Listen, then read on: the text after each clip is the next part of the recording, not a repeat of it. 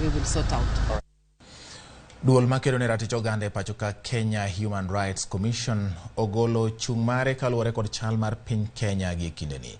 Duol noseyo piny owacho kuom rem e kedo kod midhiero ma omako jo Kenya kaka oro, kech kod arita kwe ma koro rochore e bombe kaachiel kod kor gwenge. KHRC bende okwedo paro mar loko chik matamo jatend piny bedo e apise kinde moloyo sa 2 kaluwore gi pend chik mathurka kendo chiwo ng'ur e wi tij jamin wach maduong' ma pachoka.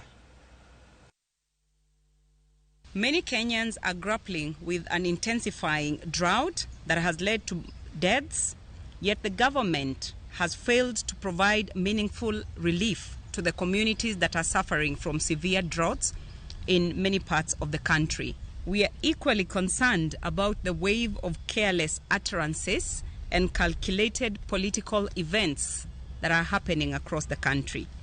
We note that nothing happens in isolation, and we reiterate that these are part of a grand scheme to test the democratic resolve of the Kenyans.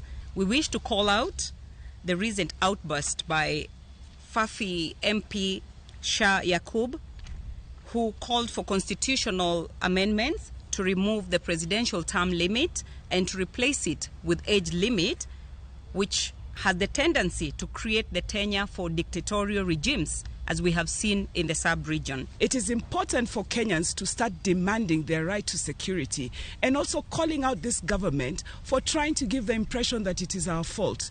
Kenyans cannot continue to protect themselves when we have got